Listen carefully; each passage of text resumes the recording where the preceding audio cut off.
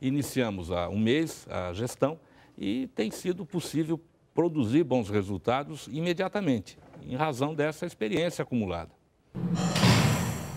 A possibilidade de promover ações ou investigações contra pessoas que detêm poder político, por exemplo, desencadeia uma reação contrária. E daí vêm as críticas ao Ministério Público, as ações políticas tentando cercear o nosso trabalho, e tudo isso precisa ser ponderado para que a estratégia nos previna desses danos colaterais. Não é o Ministério Público que se fortalece com o PIC, não é? Com o procedimento de investigação. Não é o Ministério Público que se fortalece com o controle externo da atividade policial. A sociedade, no caso. É a sociedade. É o Estado democrático de direito. Recebemos hoje no cartão de visita o novo Procurador-Geral de Justiça do Estado de São Paulo, Dr. Márcio Fernando Elias Rosa. Elias Rosa ingressou no Ministério Público de São Paulo em 1986. Atuou no Núcleo Operacional de Parcelamento do Solo Urbano e no Centro de Apoio das Promotorias de Justiça Criminais. Ainda durante a carreira como promotor, esteve entre os primeiros integrantes da Promotoria de Justiça da Cidadania e ocupou os cargos administrativos de diretor-geral e subprocurador-geral de gestão do Ministério Público. Após ser nomeado pelo governador Geraldo Alckmin como procurador-geral, Dr. Elias Rosa tem a partir de agora o desafio de chefiar o Ministério Público Estadual.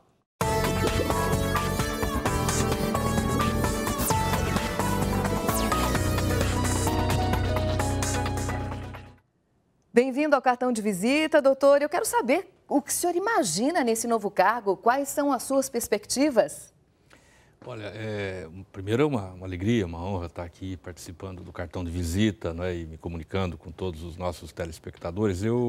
Os desafios são muitos, né, são muito grandes, como são importantes e grandes as atribuições do Ministério Público, sobretudo do Estado de São Paulo. Mas não nos falta entusiasmo, não nos falta o empenho e o apoiamento dos colegas, de todos aqueles que atuam no Ministério Público, sejam promotores, procuradores, servidores, e estamos aí dispostos a fazer ainda mais e melhor para o Ministério Público. O senhor imaginava, tão jovem, com 49 anos, chegar a um cargo como esse? Não tenha dúvida que eu não abro mão da minha juventude, não é? Mas nós não imaginávamos mesmo, não é? Ninguém faz a carreira no Ministério Público projetando ocupar o cargo de chefia, um cargo de representação política. Eu, sinceramente, vejo como uma consequência do trabalho, e não só meu, não é?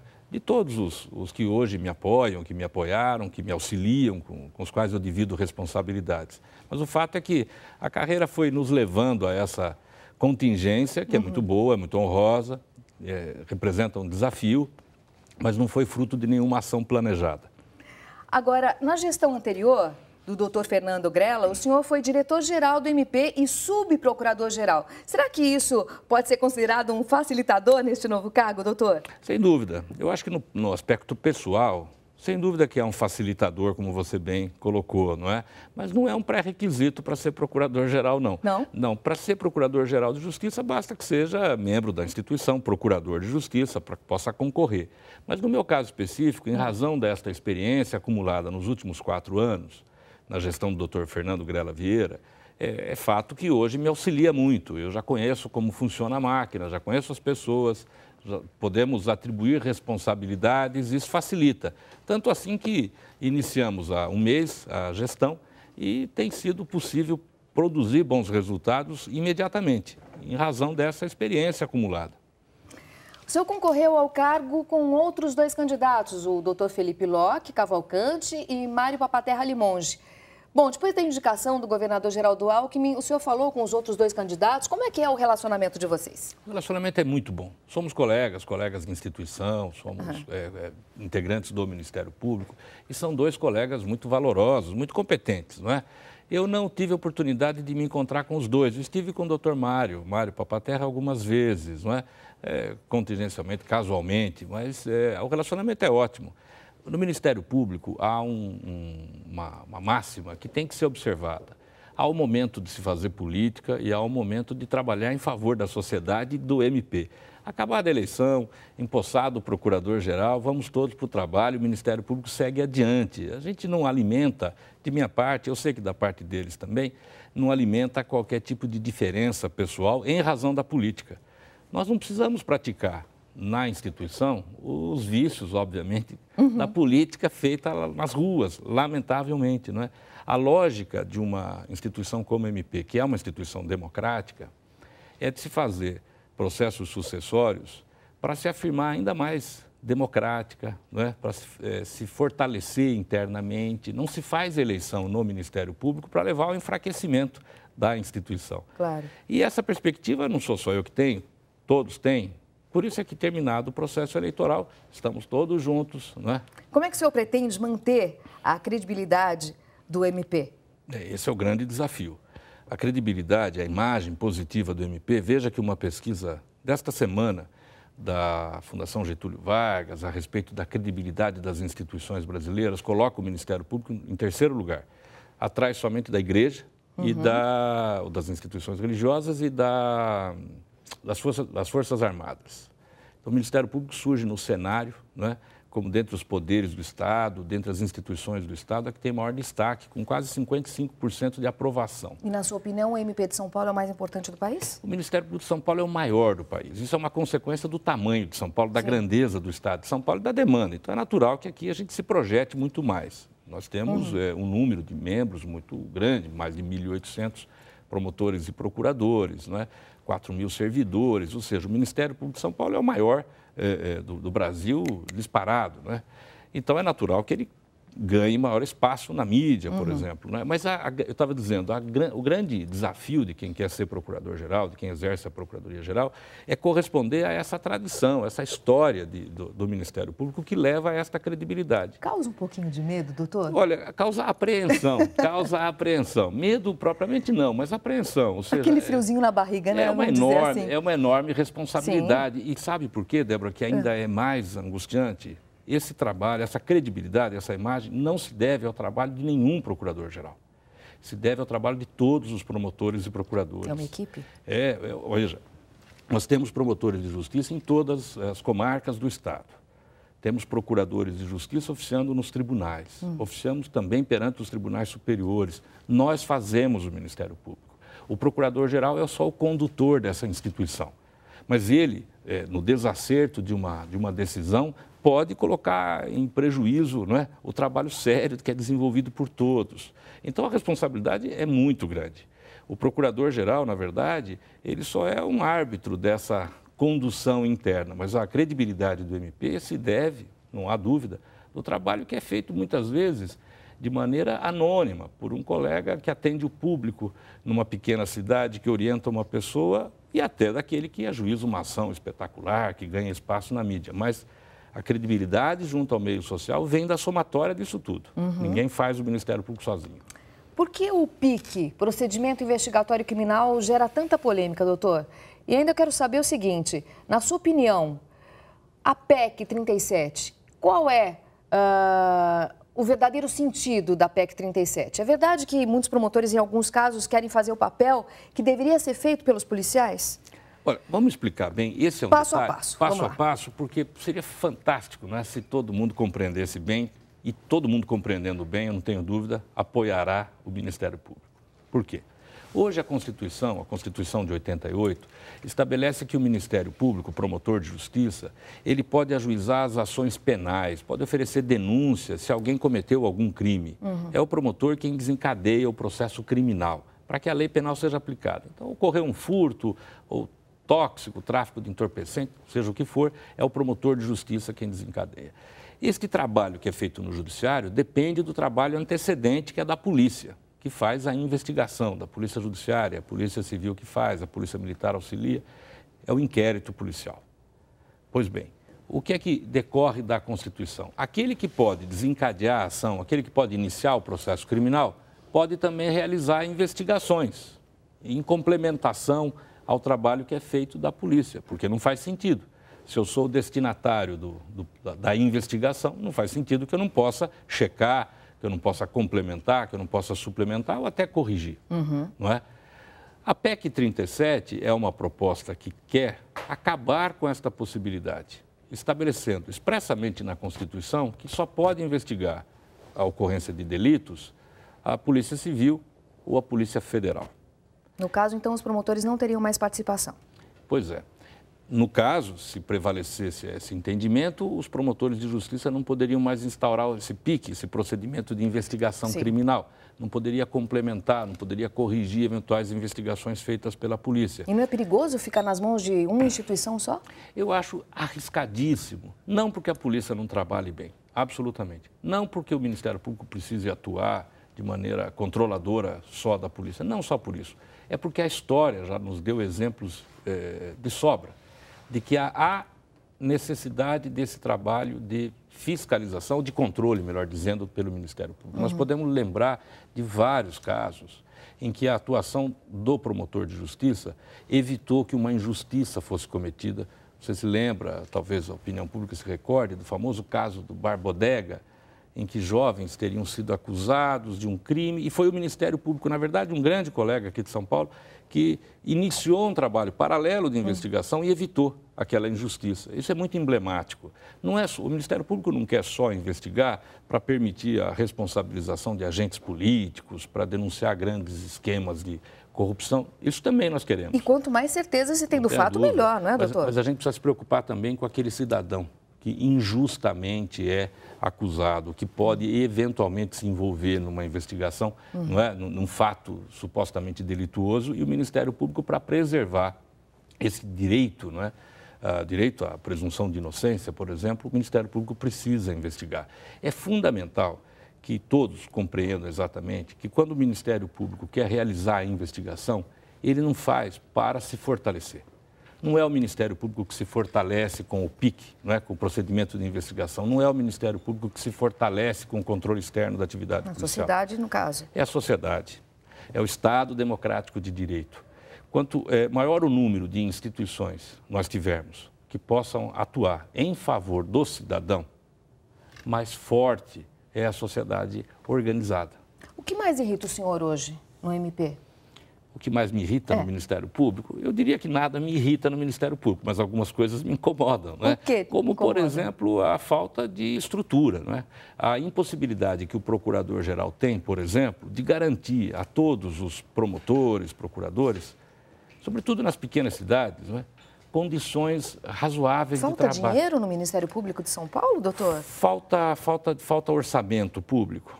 Não só para o MP, seguramente para todas as instituições, para todos os poderes, né? Mas é óbvio que se nós tivéssemos um orçamento um pouco mais expressivo, nós seríamos capazes de gerir de modo a atender razoavelmente às nossas demandas. Veja que nós temos, como eu disse, promotorias de justiça em todas as comarcas, e eu posso lhe garantir que a imensa maioria não tem condições físicas, de instalação física adequada. Nós temos colegas trabalhando juntamente com 3 ou 4 servidores num espaço físico muito pequeno. O Ministério Público de São Paulo, para você ter uma ideia, há 4 anos, já na gestão do Dr. Fernando Grela Vieira, isso se deve a ele, conseguiu fazer a sua rede de informática, interligar as promotorias, nem isso nós tínhamos. Só agora, 2 anos, nós conseguimos criar os primeiros sistemas informatizados de apoio às promotorias. Nós estamos ainda engatinhando em termos de modernização administrativa. O Ministério Público, nesses últimos 4 anos, isso é justo que seja feito, dito isso, teve restituída a sua capacidade de crescimento, de investimento. Nós temos hoje bons prédios, boas instalações, nada luxuoso, porque o Ministério Público dispensa o luxo, não é? Nós precisamos de condições dignas de trabalho para o atendimento do público, atendimento ao público. Hoje nós temos boas instalações em algumas cidades do interior. Campinas, Piracicaba, Rosana, não é? Caçapava, porque a gente não prioriza nenhuma região, a gente prioriza a necessidade. Uma das suas propostas é implementar um núcleo de comunicação social e um núcleo de políticas públicas para qualificar a participação do Ministério Público no debate externo. Será que é uma forma de promover ainda mais o MP? O senhor vê assim? Débora, eu acho que é uma forma de promover ainda mais a cidadania. Não é? Com isso, é óbvio, nós vamos promover o Ministério Público também. Mas eu tenho uma grande preocupação, que é também uma meta dessa gestão que tem início agora. O Ministério Público atua na fiscalização dos serviços públicos, serviços de relevância pública. O Ministério Público atua na proteção da criança, do idoso, da pessoa com deficiência, do meio ambiente, na repressão criminal, como nós falamos. Há uma vastidão de temas que o Ministério Público precisa atuar. Nós temos 2 ou 3 opções. Ou nós rivalizamos, ou seja, ajuizamos as ações contra instituições, contra os poderes do Estado. Ou a gente adota uma postura um pouco mais proativa, que eu chamo, até de colaboração, fazemos o nosso dever de casa, identificando as possibilidades e oferecemos no primeiro momento a essas instituições alternativas que nos parecem mais razoáveis. O núcleo de políticas públicas que você mencionou é uma grande inovação. A ideia é o Ministério Público oferecendo ao Estado alternativas capazes de aplacar um pouco a miséria, a dor, o sofrimento da população. Se nós não formos atendidos, ou se aí de um outro modo o Estado não for capaz de suprir essa necessidade, aí sim o ajuizamento da ação. Eu acho que é muito melhor que nós consigamos alcançar resultados de eficiência e de eficácia mesmo da nossa atuação, sem a judicialização, necessariamente, sem entrar com ações em juízo. Por quê? Porque ao demandarmos em juízo, nós tornamos incerto o resultado e a data que isso vai ocorrer. É desnecessário dizer que demora demais. Sim. Não é? Demora demais por conta do volume, por conta da falta de recursos. E não dá, ninguém aguenta passar frio, ninguém aguenta passar fome. Isso precisa ser atendimento imediato. Então, nós precisamos ser seletivos, o poder público precisa ser seletivo e o Ministério Público pode colaborar. Uma forma de agilizar também. Eu quero saber, da sua opinião, após essa evolução tão grande, essa credibilidade grande que o Ministério Público tem, o que o senhor acha das pessoas que seguem o caminho da política, saem do Ministério Público e vão para a política? Bom, isso mostra, de um lado, a grandeza do Ministério Público, não é? Veja que nós temos grandes pessoas, grandes figuras públicas, hoje, no momento, e tivemos no passado, que saíram, de fato, do Ministério Público e foram para as carreiras políticas, ou não propriamente em mandato eleitoral, mas como secretário de Estado. Hoje nós temos aqui no Estado de São Paulo o secretário da Segurança Pública, a secretária da Justiça, o secretário dos Transportes, temos colegas na Secretaria da Saúde, todos desempenham um papel espetacular. Acho que é um modo de o Ministério Público também contribuir com a administração pública brasileira, oferecendo o melhor dos seus quadros, não é? Eu não vejo isso como ruim, não. Muito pelo contrário. Nós não temos as amarras e as limitações que são próprias dos juízes de direito. Por quê? Porque os juízes integram um poder, o poder judiciário. O Ministério Público não é poder do Estado, é uma instituição. Eu costumo dizer que é muito mais um poder da sociedade, que se manifesta como poder, né? É uma instituição da sociedade que se apresenta como poder quando atua fiel ao seu compromisso. Qual é o seu compromisso? De atuar em defesa da cidadania. Então, se for preciso emprestar colegas para o secretariado, para o ministério, não tem problema nenhum. Não tem problema nenhum nisso. Não vejo isso como mal. Ser nomeado pelo governador e ser responsável por mover ações criminais contra os chefes dos poderes do Estado é uma responsabilidade muito grande. Como é que o senhor pretende agir para manter a imparcialidade necessária para exercer essa função, doutor? Débora, é evidente que é uma enorme responsabilidade. Mas eu costumo dizer para os meus colegas, e tenho presente isso, a responsabilidade não é maior do que as denúncias ou ações que eu promovi, por exemplo, lá em Miracatu, quando eu fui promotor de justiça, porque não se pode levar em conta o cargo ou o poder econômico para fazer o julgamento de um processo. São todos iguais, não é? Se desafiou ou não a lei, se violou ou não a regra, há de ter o mesmo tratamento. Não é possível, porque senão a República, a democracia, não suporta, né? Não suporta essa distinção que seria absurda. Mas é evidente, é óbvio, que a possibilidade de promover ações ou investigações contra pessoas que detêm poder político, por exemplo, desencadeia uma reação contrária. E daí vêm as críticas ao Ministério Público, as ações políticas tentando cercear o nosso trabalho. E tudo isso precisa ser ponderado para que a estratégia nos previna desses danos colaterais. Mas não tenha dúvida que a necessidade de atuação, né, exige que a decisão seja tomada. Em entrevista recente, o senhor deu uma declaração que é o nosso mural da semana. Muitas vezes carecemos de condições materiais para dar vazão à demanda. E não raro os colegas levam o trabalho para casa. O que falta para desafogar um pouquinho o judiciário paulista? Essa é a grande questão orçamentária, por exemplo, né? E nessa frase tem uma coisa que é preciso também que a população saiba. Por favor. Não há juiz de direito, não há promotor de justiça que não trabalhe em casa e que não trabalhe nos finais de semana. Até por conta da logística que exige, não é? Se você trabalha num gabinete com umas 4 ou 5 pessoas, ou no caso do magistrado, que preside audiências toda a tarde, em que momento ele vai ter para solidão, não é? Para refletir, estudar, para abrir seus livros, sim, estudar, consultar, às vezes, outros julgados, e então sentar e promover a sua denúncia ou a sua ação civil pública, enfim, tomar uma decisão. Isso acontece no silêncio, deveria acontecer no silêncio do gabinete, mas, creio, acontece na residência.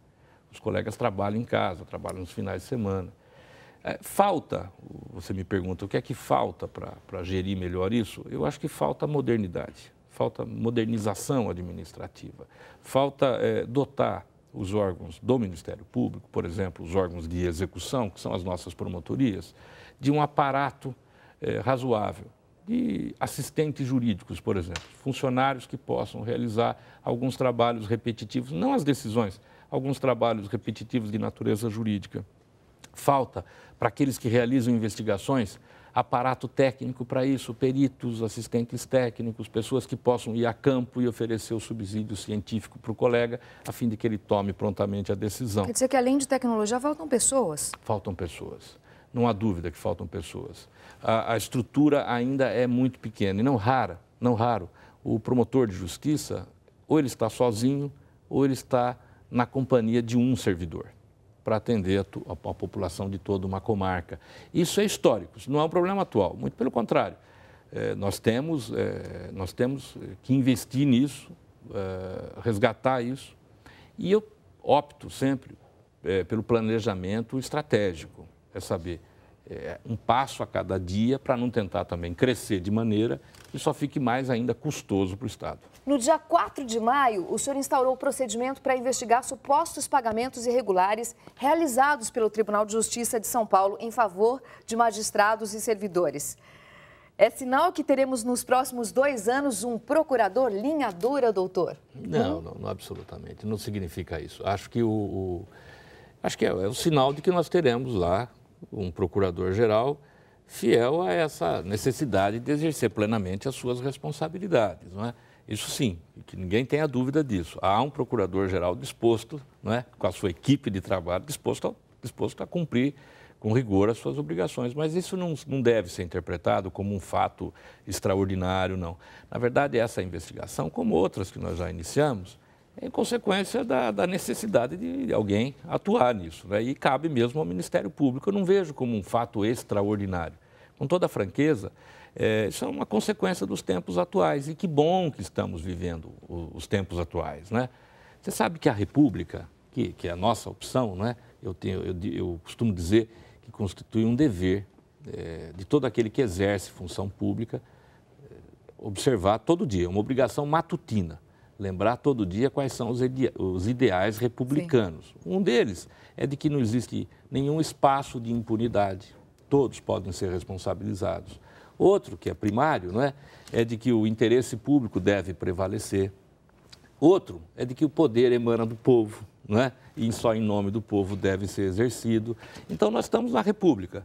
E na República, todos os poderes, todas as instituições se submetem a essa transparência, a essa possibilidade de controle externo. Então, não deve ser visto como nenhum fato extraordinário.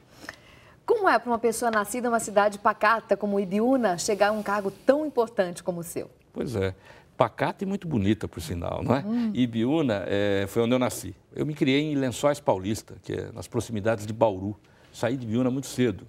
É interessante, não é? Interessante, mas Ibiúna é uma terra de filhos ilustres e de moradores ilustres, é uma terra de gente ordeira e que gosta muito do trabalho. Tem alguma lembrança especial da sua infância, algum fato que marcou a sua vida? Talvez a lembrança da mudança mesmo, né? Porque nós saímos de Ibiúna, meus pais, os filhos, né? São 6 filhos, eu era o caçula, né, desta família, sou o caçula dessa família. Saímos ainda na década de 60 para Lençóis Paulista, que dista 300 quilômetros de Ibiúna, numa época em que não se tinha meios de comunicação tão ágeis, né? E aquilo representou uma ruptura com todos os tios, avós E foi traumático no primeiro momento. Triste, né? Triste e traumático. Mas depois se revelou muito profícuo. Lá nós crescemos, nos educamos, nos preparamos para a vida. Então é uma lembrança boa. Uma lembrança boa. O senhor é casado há 24 anos. Como é que é manter um casamento por tantos anos assim em uma atividade tão estressante como a que o senhor ocupa? Aliás, qual é a atividade da sua esposa? A minha esposa, a Carla, ela é procuradora do Estado. Ela atua no meio jurídico. Então, eu acho que a manutenção do casamento é mais fácil porque há uma perfeita sintonia, né? Fala-se muito de trabalho também em casa. Não tem como, né, doutor? Não tem. É verdade. Fala-se muito de trabalho em casa, ela numa perspectiva diferente da minha, mas a base é a mesma, né? A preocupação em prestar bons serviços e tentar executar suas obrigações com absoluta correção. Mas o fato de seguirmos carreiras similares no meio jurídico, né? Isso facilita, evidentemente, o convívio, o diálogo. E a Procuradoria do Estado não atua propriamente nas áreas em que o Ministério Público atua. Ela está num outro setor, na área de consultoria. Qual o nome dela? Carla Maria Roça Elias Rosa. Muito bem. Tem algo que o senhor mudaria na sua carreira, se fosse para escolher hoje? Acho que não, com toda franqueza não. Isso não significa que eu não tenha cometido equívocos ao longo da minha carreira, não é? Seguramente cometi. Somos humanos, né? Pois é, somos humanos, e eu cada dia mais humano, confesso a você, porque à medida em que a gente envelhece, não é? Surgem os aspectos mais humanos ainda, não é? Próprios do envelhecimento. Mas o fato é que não mudaria talvez nada, mas é óbvio que corrigiria os meus equívocos cometidos, seguramente, ao longo dessa Um fato marcante na sua carreira? O próprio ingresso na minha carreira. Não é? Absolutamente improvável àquela altura. Eu me formei em Bauru, Faculdade de Direito de Bauru, em dezembro de 1985 e tenho um dado espetacular. Eu bacharelei, concluí o curso no dia 23 de dezembro de 1985 e por uma obra do destino. Eu ingressei no Ministério Público no dia 23 de dezembro de 1986. Em um ano, eu deixei a minha condição de estudante de Direito para ser promotor de Justiça. Isso foi interessante, foi uma coincidência. Um presente de Natal, né? Foi um presente de Natal, às vésperas do Natal, às vésperas do final do ano, de modo que no ano seguinte, no primeiro dia útil de janeiro, eu era promotor de justiça em Registro, no Vale do Ribeira, que é uma região do Estado que precisa receber a nossa atenção, o nosso cuidado, né? Mas o fato é que o momento marcante foi esse. Eu concluí a faculdade e quando me vi, era promotor de justiça. Quais são os seus ídolos, doutor? Bom, eu acho que no aspecto, no relacionamento familiar, seguramente eu vou encontrar algumas pessoas que serviram de referência na minha vida, né? Como os meus pais, por exemplo. Mas o fato é que na vida pública, né, não consigo identificar assim, grandes ídolos não capazes de direcionar a minha vida. Há figuras espetaculares que em algum momento elas me causam admiração e eu busco até exemplo e inspiração. Mas e fora da vida pública? Não, eu digo na vida pública não, perdão.